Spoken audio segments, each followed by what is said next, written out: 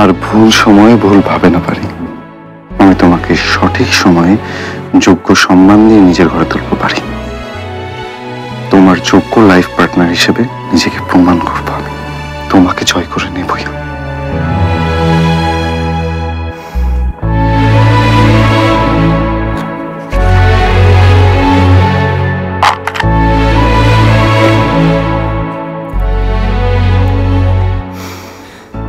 আমার মিশন এখন পরিষ্কার। আগে আমাদের বিজনেসটাকে ঠিকঠাক ভাবে দাঁড় করাতে হবে, আর সেটা খুব দ্রুত ভাইয়া আর আমি মিলে করে ফেলবো। আর বিজনেসটা দাঁড় করালেই বাবা লোনটাও শোধ হয়ে যাবে, তাহলে বাবাকেও আর জেলে যেতে হবে না। আর তারপর তোমাকে আমি নিজের করে নেবো পারি, নেবই।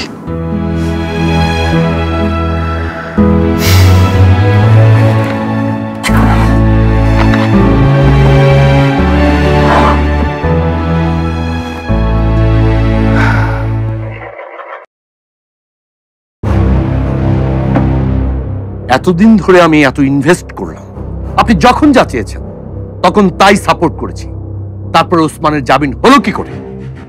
আমিও তো স্যার সেই চিন্তাই করছি স্যার। ওনার ছাড়া পাওয়ার ব্যাপারে আমি সব রকম পথ বন্ধ করে রেখেছিলাম। মেইন স্ট্রিম মিডিয়া থেকে আরম্ভ করে সোশ্যাল প্ল্যাটফর্ম, প্রত্যেকটা জায়গায় আপনার ইনফ্লুয়েন্সটাকে ব্যবহার করে ওসমান সাহেবের বিরুদ্ধে এমন একটা ফেক ন্যারেটিভ এস্টাবলিশ করেছি, সবার কাছে উনি এখন একটা মনস্টার। কিন্তু তারপরেও আইনের ফাঁক গুলিয়ে উনি কিভাবে যে বের হয়ে গেলেন, ছাড়া পেয়ে গেলেন, বুঝতে পারলাম না স্যার। এত ক্ষমতা তো ওনার নেই যে আপনার ইনফ্লুয়েন্সটাকে পাশ কাটিয়ে উনি বেরিয়ে যাবেন। আমার মনে হয় কি স্যার জানেন, এর পেছনে অন্য কারো হাত আছে, যার অনেক পাওয়ার। আমার চেয়ে পাওয়ারফুল কে আছে? একজনই তো ছিল, ওসমান। ওকে তো আমি মাটিতে টেনে নামিয়ে নিয়ে এসেছি। হ্যাঁ স্যার, আপনার পরামর্শ মতোই তো ওসমানকে একবার বহুবার ব্যবসায় লস করিয়ে দিয়ে ব্যাংক লোন করতে বাধ্য করেছি স্যার।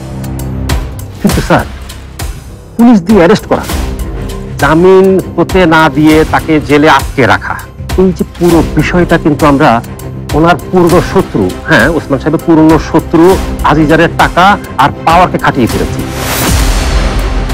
আইনের মাধ্যমে কিনতে পারিনি স্যার। কি বলতে চান আপনি? আইন যদি ওসমান সাহেবের পক্ষ নিয়ে কথা বলে তাহলেই শুধু ওনার ছাড়া পাওয়া সম্ভব, আদারওয়াইজ না। তার মানে আপনি বলতে চান যে ওসমানকে যে ছাড়িয়েছে তার সঙ্গে আইনের শক্তি আছে? অন্তত ছড়িয়ে ঘোরানোর ক্ষমতা তো আছে। একটা কথা ভালো করে শুনে নিন, আমার চেয়ে কোনো পাওয়ারফুল ইন্ডাস্ট্রিয়ালিস্ট এই দেশে থাকতে পারবে না। থাকবে না স্যার, থাকবে না। কিন্তু তার আগে ওসমান সাহেবকে নিয়ে একটু ভাবতে হবে স্যার। ওসমানের ধ্বংসের এত কাছাকাছি এসে আমি হেরে যাব না। যে করেই হোক ওর পুরো পরিবার সহ আমি পথে বসিয়ে ছাড়ব। ওর লাস্ট চ্যাপ্টার লেখার সময় হয়ে গেছে। উকিল সাহেব। জি স্যার।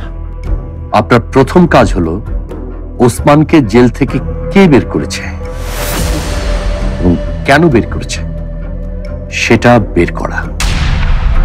আর কোন শক্তি ওসমানের হয়ে কাজ করছে সেটা না জানা পর্যন্ত আমি ওসমানকে আমার হাতের তালুতে নিতে পারবো না।